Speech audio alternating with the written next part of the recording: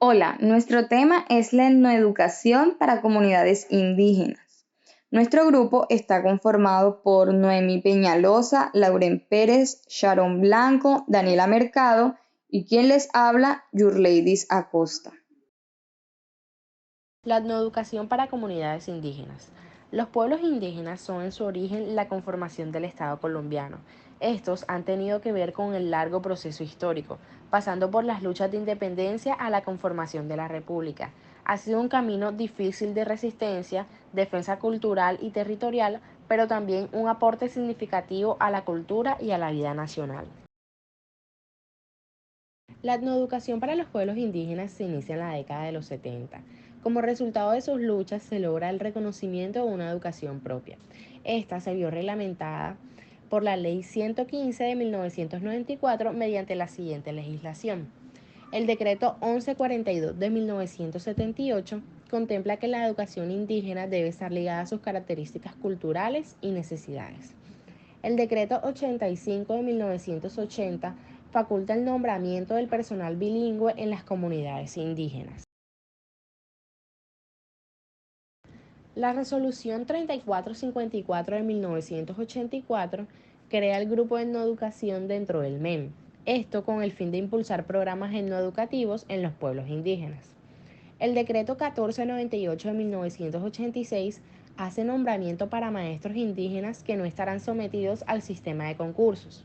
El decreto 2230 de 1986 legaliza el Comité Nacional de Lingüística Aborigen. Por último, la resolución 2549 de 1986 establece el sistema de profesionalización de maestros indígenas que laboran en sus comunidades. La etnoeducación indígena debe tener en cuenta su realidad y asimismo fomentar la conservación y divulgación de su cultura autóctona. Por ello, sus políticas educativas se orientan hacia lo siguiente. Primero, los pueblos indígenas para educar desde su cosmovisión necesitan de un territorio sano y suficiente para su reproducción cultural. Por lo tanto, es necesaria una política educativa orientada hacia la protección y conservación de la integridad de los territorios indígenas. Asimismo, se deben reconocer sus recursos naturales, conservando sus ecosistemas y la bioseguridad que hace parte de su patrimonio cultural. Es decir, ellos requieren de una política educativa acorde a sus proyectos de vida. Segundo, la cultura material y espiritual de los pueblos indígenas es la expresión de identidades mediatizadas por saberes ancestrales. Es decir, aquí los saberes se transmiten de una generación a otra. Esto permite la conservación de sus vidas y tradiciones. La sabiduría debe ser reconocida por las demás culturas en expresión al respeto de la diferencia. Tercero, proteger y promover el conocimiento tradicional de los pueblos indígenas, reconociendo sus valores culturales y buscando equilibrios en las relaciones de interculturalidad. Cuarto, impulsar una educación propia que forma a las actuales generaciones indígenas con sentido de pertenencia, capacidad crítica y creativa para la interlocución y la defensa del territorio. Por último, los pueblos indígenas tienen su orden organizativo tradicional legado por la ley ancestral, es decir, la autoridad que rige en cabeza de los mayores y de sabedores que se forman en los procesos comunitarios de educación propia. Buenas, mucho gusto. Mi nombre es Noemí Peñalosa y yo les vengo a hablar acerca de los derechos de las comunidades indígenas reconocidas a nivel internacional, proyecto de la Declaración de las Naciones Unidas sobre los Derechos de las Poblaciones Indígenas. Pues en 1985 promueve el respeto a sus derechos y características. Se fundamenta el principio de igualdad y no discriminación a los pueblos indígenas, reconociéndoles el disfrute pleno y efectivo de todos los derechos humanos y libertad fundamentales reconocidas en la Carta de las Naciones Unidas, la Declaración Universal de los Derechos Humanos y Derecho Internacional relativos de los DDH. Asimismo, reconoce una serie de derechos específicos como son el derecho a pertenecer a una comunidad o nación indígena y derecho a conservar y desarrollar sus características culturales e identidades distintas. Proyecto de Declaración Americana sobre los Derechos de las Poblaciones Indígenas aprobada por la OEA. Declaración y Programación de Acción de Durban orientan a corregir y superar las causas, formas, prácticas, discriminación y manifestaciones de racismo y discriminación. Convenio número 69 de la OIT sobre los pueblos indígenas y tribunales en países independientes. Consagran una serie de derechos individuales y colectivos sobre los que se destacan el respeto a cultura, religión, organización social y económicas y las identidades propias, el derecho de la participación de los pueblos indígenas y su autonomía para la formulación, ejecución y evaluación de sus planes de vida. Además, considera que los pueblos indígenas tienen un especial interés por la conservación de sus territorios como condiciones básicas para su supervivencia.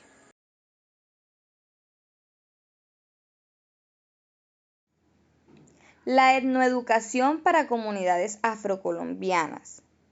La etnoeducación afrocolombiana surge como una iniciativa de las mismas, teniendo como principal preparación el reconocimiento y reafirmación del ser colombiano en todas sus dimensiones, posibilitando la participación real en la búsqueda de una sociedad en un proceso de relación horizontal con los otros actores.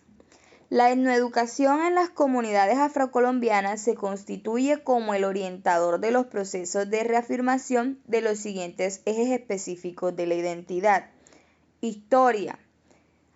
Esta es la apropiación del legado ancestral desarrollado por una cultura cuya raíz se encuentra en la herencia africana, pero emergida a través de los 5 siglos de presencia en América. Por lo tanto, reviste la connotación de cultura afroamericana y particularmente la afrocolombiana. Las formas de aprovechamiento de los recursos naturales, la economía comunitaria y familiar, lo religioso ligado a la vida, organizaciones comunitarias, la lengua y los códigos de comunicación, la relación que tiene el hombre con los ecosistemas propios, la tradición oral, la música, las danzas, los instrumentos propios y la lúdica. Es necesario que el proceso educativo en comunidades afrocolombianas emprenda una serie de políticas y estrategias tendientes a fortalecer estos ejes, creando condiciones para su transformación. El proceso educativo para las comunidades afrocolombianas se fundamenta además en los siguientes principios. Primero, el principio de dominio. Aquí la educación debe permitir el afianzamiento del afrocolombiano en sus valores para el desarrollo de su medio y del conjunto de la sociedad colombiana, favoreciendo el reencuentro con su cultura y disponiéndose para animar la construcción y reconstrucción de historia desde sus propios espacios. Segundo, principio de reafirmación del ser. Posibilita el respeto por la diferencia, fortaleciendo sobre la base de la realidad nacional el proceso de consolidación de la colombianidad en la que se identifiquen y valoren los aportes particulares de los grupos étnicos. Y tercero, el principio de autodeterminación. Este consiste en que los procesos educativos que han experimentado las comunidades afrocolombianas y los cambios que convoca la nueva Constitución en el marco actual de la realidad nacional e internacional sitúan a las comunidades en condiciones de pensar y decidir su presente, futuro y promover la reconstrucción de proyectos de vida relacionados con su cosmovisión y en una relación intercultural con los demás. En cuanto a los lineamientos curriculares de la Cátedra de Estudios Afrocolombianos, se debe decir en primer lugar que esta fue creada por la Ley 70 de 1993, reglamentada con el Decreto 1122 de 1998. Asimismo, establece su carácter obligatorio en todas las instituciones educativas, tanto oficiales como privadas, que ofrezcan los niveles de preescolar, básica y media. Y es una parte integral de los procesos curriculares del área de ciencias sociales por medio de actividades y proyectos pedagógicos que integren procesos culturales propios de las comunidades. De acuerdo con lo anterior, se presentan a continuación los objetivos de la Cátedra de Estudios Afrocolombianos. Primero, Se debe conocer cuáles son aquellos aportes históricos y culturales de las comunidades afrocolombianas. 2. Reconocer cuáles son esos procesos de integración y reconstrucción étnica y cultural de los afrocolombianos. 3. Aportar al debate pedagógico nuevos enfoques sobre posibilidades conceptuales y metodológicas para poder asumir la multiculturalidad e interculturalidad desde el quehacer educativo.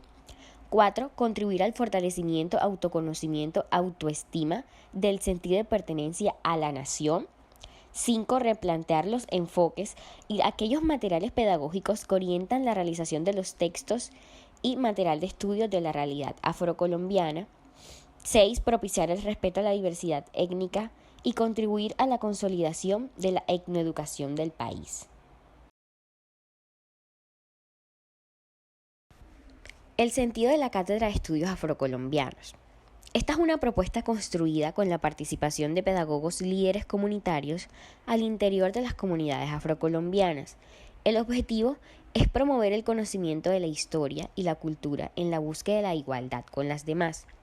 No es una simple asignatura de ciencias sociales, pues su particularidad se basa en lo pedagógico y en la investigación. Esta no es posible sin la confluencia de varias disciplinas del plan de estudios.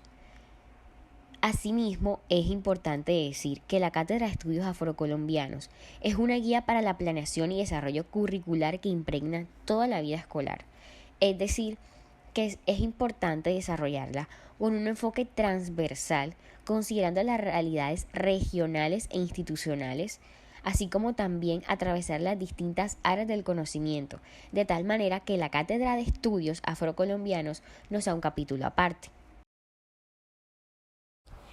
En el día de hoy hablaremos acerca de las dimensiones de la Cátedra de Estudios Afrocolombianos. La primera es la dimensión político-social.